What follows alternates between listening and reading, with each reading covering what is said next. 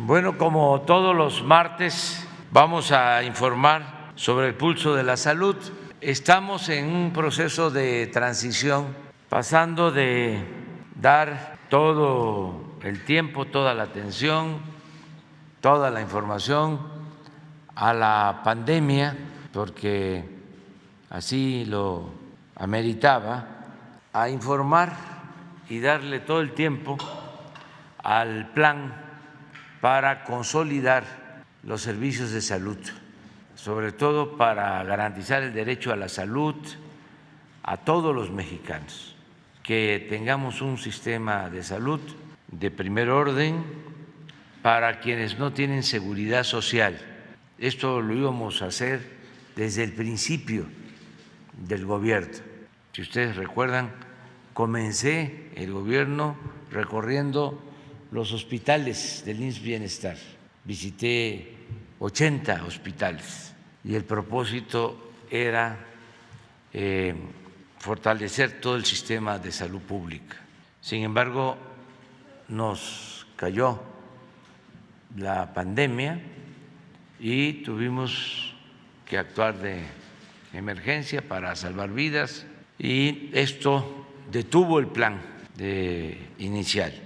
Pero ahora estamos retomando el plan original y todos los que trabajamos en la pandemia, todo el equipo, todo el sector salud que ayudó de manera conjunta, integral, teníamos como objetivo el levantar, consolidar el sistema de salud pública para más de la mitad de la población de nuestro país que no tiene seguridad social.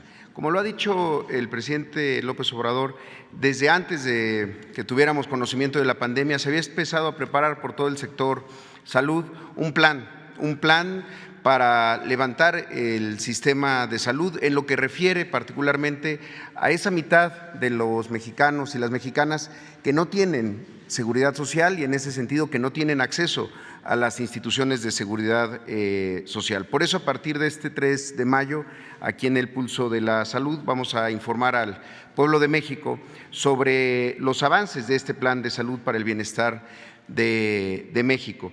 Este plan fue diseñado y está siendo implementado por el mismo equipo, el Gabinete de Salud del presidente López Obrador, el mismo equipo que enfrentó la pandemia por COVID-19, en la reconversión de los hospitales, en estos procesos como la vacunación, es el equipo que está fortaleciendo y ampliando los servicios de salud para las mexicanas y los mexicanos que no tienen seguridad social a través de la expansión del programa IMSS Bienestar. La misión es que hagamos una realidad que el derecho pleno a la salud, a la atención médica, a los medicamentos gratuitos para quienes no tienen seguridad social y que se haga realidad el artículo 4 de la Constitución. Y es este modelo, el IMSS Bienestar, el que ha sido elegido para esta implementación porque tiene más de 40 años buscando hacer las cosas bien y estar listo cuando hace falta, cuando la gente más lo necesita, que es cuando enferma o cuando tiene alguna necesidad de salud. Este proceso inició, si podemos pasar la primera, desde septiembre y después octubre, con un primer planteamiento.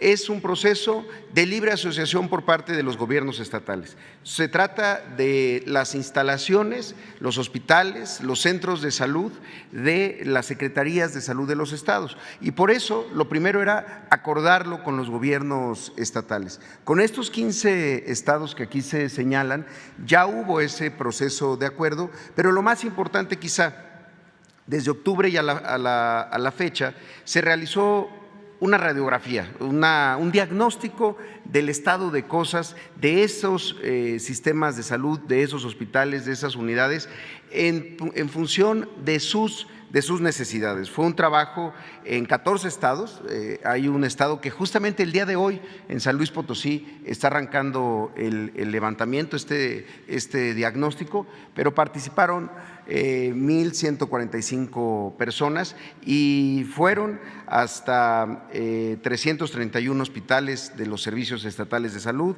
4,665 centros de salud, para hacer un estudio que superara solamente lo documental, es decir, el diagnóstico clásico que se hace en un escritorio, en donde uno puede ver ahí que existe un hospital y que supuestamente tiene quirófanos, pero que la realidad puede ser diferente y en la realidad ese quirófano no esté operando o esté sirviendo como un almacén o como una bodega. Entonces, se trató de ir directamente al lugar de los hechos. ¿Qué se encontró en la siguiente? En esta radiografía de los 15 estados. Son, digamos que las necesidades mayores, las macro, en 3 de los grandes rubros o en 3 de los apartados en donde más faltan elementos e inversión. El primero tiene que ver con equipos que en el primer nivel de atención, en las unidades, en las clínicas, pero también en los hospitales, van desde tener estuches de diagnóstico, quizá uno de los elementos, de los instrumentos, de las herramientas más básicas que tiene que tener un médico general, o también el estado de los refrigeradores para todo tipo de vacunas y biológicos, los esterilizadores de vapor para poder esterilizar justamente el instrumental, los estetoscopios, fonodetectores de latidos fetales, los esfigmomanómetros portátiles para medir la presión, en fin, son 55,200 equipos en el primer nivel que hacen falta en estos 15 estados, en estos 15 lugares donde ya se identificaron. Además de eso, se suman otros 5,705 equipos en el segundo nivel, y aquí ya son equipos más grandes que van desde los ultrasonógrafos, unidades oftalmológicas, sillones para el servicio dental, unidades de anestesia, los campímetros computarizados, los carros rojos, estos carritos rojos que tienen los elementos para la atención de las áreas de choque en las urgencias, los esterilizadores también, las cunas de calor radiante para los recién nacidos o las lámparas quirúrgicas o equipos que uno podría imaginar que están presentes en todos los hospitales y no es así, como los rayos X o quizá también las camas clínicas que muchas veces llevan muchos años sin ser sustituidas.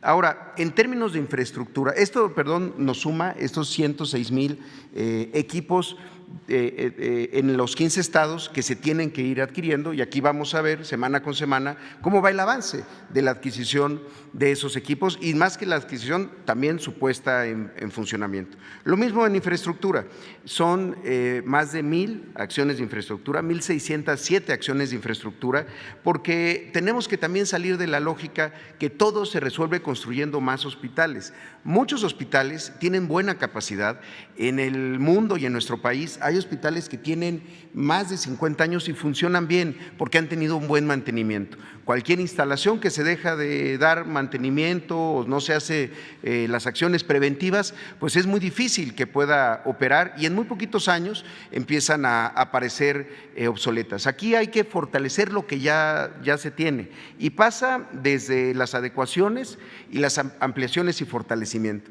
La ampliación, un servicio que ya se tiene, supongamos unas camas de hospital, pero que se necesitan más y que tenemos que pasar de 12 camas a 20 camas, para poner un ejemplo. Pero también el fortalecimiento. En muchos de estos hospitales que se hicieron en los últimos años, no se tienen servicios tan básicos como unidades de cuidados intensivos o áreas para la atención de observación hospitalaria para menores de edad en las áreas pediátricas. En ese sentido, también tenemos algunas otras acciones que tienen que ver con la dignificación de los centros de salud, los baños, por ejemplo, tanto para los trabajadores como para el público, para los usuarios, como también las impermeabilizaciones, algo que pareciera tan básico, pero que puede cambiar en absoluto la operación y el clima laboral de un hospital. Esas son las que hemos identificado. Y desde luego el reto mayor quizá, que es el personal. En México tenemos un déficit de personal porque había un déficit en la formación de ese personal. Eso se ha ido corrigiendo, pero tenemos que abordarlo desde ahora. Son 33,020 trabajadores de la salud que hacen falta, entre médicas, médicos generales y también especialistas, enfermeras de todas las categorías de enfermería, desde las enfermeras especialistas hasta las auxiliares de enfermería, pero también todo el resto del personal que permite la operación de un hospital, camilleros, conductores de ambulancia, la gente de cocina que está preparando las dietas para las personas que están hospitalizadas, o quizá la gente de mantenimiento, de conservación, de limpieza, de higiene y demás. Ahora, si lo vemos desde esas dimensiones, si pueden pasar la siguiente, esta es la meta. Y aquí iremos viendo cómo vamos alcanzando estas metas. La meta es alcanzar en estos 15 estados la operación de 347 hospitales para las personas que no tienen seguridad social. Aparte, sigue y continúa obviamente la operación de los servicios de atención médica para las personas con seguridad social en el IMSS, en el ISSSTE, en ISFAM para las Fuerzas Armadas o en Pemex. Pero esto es en los 15 estados la meta que se quiere tener, un sistema con 347 hospitales, 7,033 unidades de primer nivel, es decir, tanto las unidades médicas rurales como se conocen en Bienestar, pero también los centros de salud de 1, 2, 3, varios núcleos que pueden ser ya más grandes de varios consultorios, y este total del personal médico, 46,043 personas. Como verán, es un número mayor que las 33,000 que habíamos mencionado, porque aquí ya se suman parte del personal que ya está atendiendo en los hospitales IMSS Bienestar, y estos son los que se suman en los 15 estados donde se pretende que la operación sea ya desde la federación, sea una operación desde las instituciones federales y ya no desde los estados. Eso sí, con la participación de los trabajadores que actualmente atienden en estas unidades en los procesos que hemos llevado a cabo, que ahora vamos a ver en el caso de Nayarit. Podemos pasar la siguiente. Esto es ya los primeros resultados de estas acciones. Hoy estamos cumpliendo, bueno, de hecho el domingo cumplimos un mes ya operando el sistema estatal del estado de Nayarit. Y en ese sentido, lo que comentábamos antes ya son las acciones que se han llevado a cabo. Las primeras, y que parecieran muy sencillas, pero que tienen una enorme profundidad, porque es donde se atiende la gente que más lo necesita, las unidades que están en los municipios más pequeños. Estas unidades de primer nivel ya se llevaron a cabo 125 acciones que van desde aquellas que tienen que ver con la imagen institucional, las pinturas exteriores e interiores, pero también impermeabilizaciones, los cambios de las instalaciones hidráulicas y a veces de todo el equipo hidráulico, hasta cuestiones que tienen que ver con pozos, cisternas y demás, el cambio de mobiliario y cambio de puertas. Había unidades con puertas desvencijadas o sin chapas. El tema de las bardas perimetrales, son muchas de estas unidades, en algunos casos incluso ahí viven los médicos pasantes que están haciendo su servicio social y a veces las bardas perimetrales ya se habían caído, vencido y se tenían que levantar. O temas tan sencillos como un pulido de pisos. La siguiente, después vienen acciones de rehabilitación en infraestructura en los hospitales. En esos 30 días se han realizado crecimientos importantes. En Nayarit se pasó de 11 a 14 quirófanos funcionales. Eso cambia en absoluto la capacidad de respuesta de una unidad. En 5 hospitales se adecuaron y se ampliaron las farmacias. Las farmacias no tenían el espacio adecuado, tenían unas situaciones muy limitadas que no permitían incluso su operación de manera eficiente. En 4 hospitales fueron habilitados los espacios para las residencias médicas, estos espacios en donde los médicos especialistas que están haciendo su rotación de campo en el último año, su última etapa antes de terminar la especialidad, viven en estos hospitales. En algunos casos son lugares de descanso, pero en muchos ahí es donde habitan hombres y mujeres. Entonces, sin tener esas residencias, pues era muy difícil que pudieran tener médicos especialistas. También hospitales donde se rehabilitaron almacenes en tres casos. La parte de almacenes de un hospital también puede significar la posibilidad de no poder recibir medicamentos que hacen falta porque el hospital está saturado de medicamentos o de insumos incluso a veces que no necesariamente hacen falta.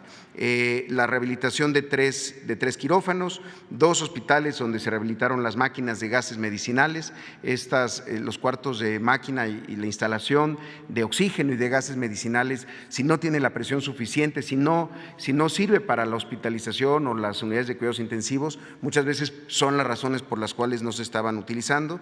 2 hospitales que recibieron rehabilitación en el área de esterilización de materiales, allá en Nayarit también, un hospital con rehabilitación del mortuorio, y en el Hospital Civil se habilitó el área del tomógrafo. El tomógrafo del Hospital Civil de Tepic quizá es uno de los grandes emblemas en todo el sistema de salud para las personas sin seguridad social. Se contaba con un solo tomógrafo que era rentado, no era de la institución, de 2 cortes, muy elemental, y con eso se intentaba sacar toda la necesidad de todos los municipios que llegaban a Tepic. ¿Cuál era la otra opción? Decirle a la gente, pues vaya usted y hágase su tomografía en algún laboratorio privado a costa del usuario, que muchas veces puede significar un gasto pues catastrófico para su economía. También en la siguiente lo podemos ver en la parte del personal. A la fecha se han contratado 602 personas ya directamente al programa y que están trabajando ahí. Muchas de estas personas ya estaban en el sistema estatal de salud, pero era de la gente que había estado con estos contratos temporales durante años, que les daban un contrato de 6 meses, un contrato de 3 meses, y así los traían durante muchos años. Son personas que ya hoy tienen una seguridad de tener una base, una plaza, tanto en el primer nivel, donde son 93 médicos, 112 enfermeras, y en el segundo nivel, donde se contrató a 16 médicos, 216 enfermeras, 30 paramédicos y los 125 médicos especialistas residentes que están trabajando allá en Nayarit. Si podemos pasar la siguiente. Y un tema muy importante. No solamente se reordenó por completo todo el sistema de abasto de medicamentos de Nayarit, y esto pasaba por los almacenes, como lo comentábamos, y también las farmacias. Y uno de los primeros elementos fue que en los hospitales tuviéramos un sistema, que es el sistema de administración de insumos, que permite tener un dato mucho más preciso respecto al abasto. Y este tiene que ver con las recetas surtidas completamente, es decir, cuántas recetas durante una jornada en un hospital fueron canjeadas y fueron recibidas de manera completa. Eso nos habla del indicador de la realidad. Si lo veíamos esto conforme como estaba antes, este indicador estaba en 40%, es decir, 6 de cada 10 personas que llegaban a una farmacia en el sistema estatal de Nayarit se regresaban con las manos vacías. Les decían, ese medicamento no está, o le daban una parte de la receta y el resto tenían que ir a comprarlo a alguna farmacia privada. Actualmente tenemos el 90% de las recetas surtidas de manera completa, y también hay que decirlo, ese 1% que todavía nos hace falta, muchas veces se resuelve al día siguiente o en otra unidad. Es lo bueno de tener un esquema que funciona como un solo sistema de salud, donde no se tiene en un lado, se puede tener en otro, y entonces se puede ir resolviendo sobre la marcha. Entonces, este sistema ya lo tenemos en todos los hospitales, lo estamos instalando en las unidades de primer nivel que se tienen ya trabajando en Nayarit. Y finalmente, este dato que intentamos resumir de la siguiente manera. Esta es la productividad del sistema, es decir, cuánto de cada uno de los servicios hacían en Nayarit en un mes. Entonces, con los datos que nos dio la propia Secretaría de Salud, y agradecemos la disposición que ha habido de parte del Gobierno del Estado, del gobernador Navarro, detecciones, para poner un ejemplo, detecciones de diabetes o de hipertensión arterial o de cáncer cervicouterino o de cáncer de mama, se estaban realizando 923 en un mes. Hoy, en este nuevo sistema de salud para el bienestar, en un mes se realizaron 10,197 detecciones. ¿Cómo opera esto? Pues con más personal, con una reorganización del propio sistema y sobre todo pues con las personas y los equipos que son necesarios para hacer estas detecciones. La atención de partos se pasó de atender 260 partos y cesáreas, aquí están ambos tipos de intervención, a 439, es decir, un incremento del 69%. El resto, en los meses anteriores, seguramente tenían que acudir a una clínica privada y resolver con sus propios recursos. O en el tema de cirugías, que pasaron de 476 que se realizaban antes a 1,034 que se realizaron solamente en el mes de abril ya para Nayarit. Consultas de primer nivel no es comparable porque esas simplemente en ese sistema no se hacían en los hospitales. Hoy ya se realizaron 4,478 porque están trabajando también en todos los turnos, en la parte de consulta, en el turno de la mañana, en el turno de la tarde y también en el turno del fin de semana, donde pueden hacer estas consultas de medicina familiar y las consultas de especialidad, las consultas que tienen que ver con ginecología, pediatría, medicina interna, trauma y demás, que pasaron de 3,732, ahora con los 125 médicos que ya están trabajando allá, a 9,513 consultas de especialidad. Entonces, la intención es que vayamos viendo cómo en estos indicadores, en estos rubros, se va avanzando, también ya después cada vez los siguientes estados. La intención es que sigamos con el estado de Tlaxcala, después el estado de Colima, y aquí iremos informando no solamente cuáles estados van entrando, sino cómo van esos avances ya directamente en la operación. Simplemente para concluir, algo que ha sido muy importante es el conocimiento, la información y la certeza para los trabajadores de salud, que este es un esfuerzo que se va a construir en conjunto de todas las instituciones, pero también con los trabajadores que actualmente prestaban sus servicios, muchas veces de manera muy limitada porque no tenían los suficientes insumos o porque las unidades estaban en mal estado, por diferentes razones. Y la verdad que en el caso de Nayarit hemos encontrado mucha vocación de servicio, mucha vocación de quienes decidieron dedicarse a atender a las personas que lo necesitan y que hoy están viendo esto de una manera positiva. Por eso quisiéramos concluir con un breve video de testimonios tanto de usuarios como de personal que ya está integrado a este nuevo modelo de salud. Sería cuanto por mi parte, señor presidente. Muchas gracias. El cambio que yo he visto desde que IMSS Bienestar entró fue un cambio de transformación completamente. Me di cuenta cómo mejoró mucho la atención médica, la calidad y la calidez fue mucho mejor a como la estábamos viviendo. Acudimos a recibir una atención médica y encontramos el medicamento suficiente, ¿verdad? El indicado, ya no tenemos que salir a comprarlo fuera. Estamos viendo de manera distinta el hospital, independientemente de los colores, la infraestructura ha venido a dar en rehabilitación. Se rehabilitaron los 2 quirófanos en pisos, se repararon máquinas de anestesio, luminarias. Todo en el sentido de rehabilitación se ha venido dando en este hospital a partir del día 1 del mes de abril de 2022. Para mí me ha sido una transformación muy buena, excelente diría yo. Se han incorporado nuevos elementos, tanto enfermería como personal de conservación, personal de farmacia. Se ha notado bastante el cambio con la transición que se ha hecho con el IMSS Bienestar, en el sentido de que pues se nota a simple vista. La verdad, pues no contábamos con ultrasonido y nos acaba de llegar. Aparte nos llegó el aparato de rayos X, también de IMSS Bienestar, Nos llegaron en personal 4 radiólogos y estamos muy contentos.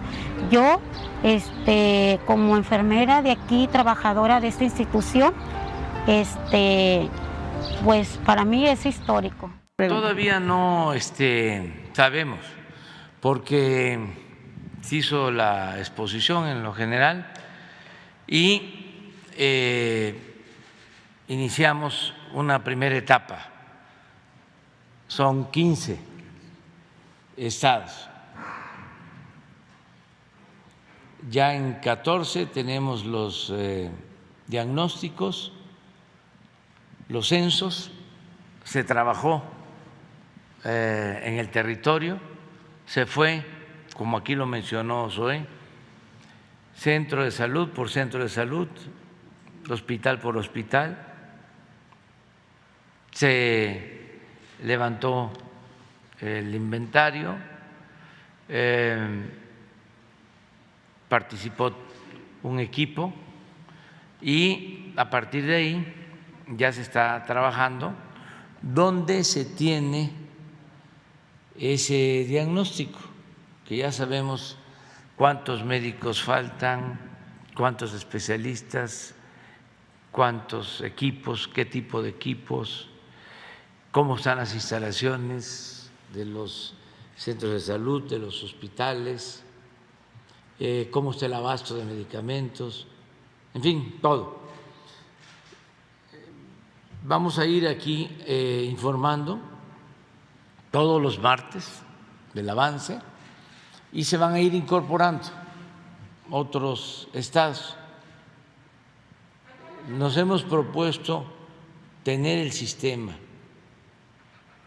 de salud funcionando de manera óptima para el primer trimestre del año próximo. Estos 15 desde este año, en 4 o 5 meses más ya vamos a poder decir, están todos los médicos, se atiende a los pacientes en todos los turnos, fines de semana, no faltan las medicinas, ya al 100. Ese es el reto, ese es el desafío. Por eso lo vamos a transparentar aquí con ustedes, para que si lo que estamos informando no corresponde a la realidad, se denuncie o nos ayuden todos a dar seguimiento al proceso hasta que entre todos podamos lograr levantar el sistema de salud pública gratuito, no solo el cuadro básico de medicamentos, todas las medicinas, todos los análisis clínicos, todas las intervenciones. Es garantizar el derecho a la salud, que no es, como lo hemos dicho en otras ocasiones, un privilegio, es un derecho humano fundamental. Entonces, ese es el propósito y lo vamos a lograr.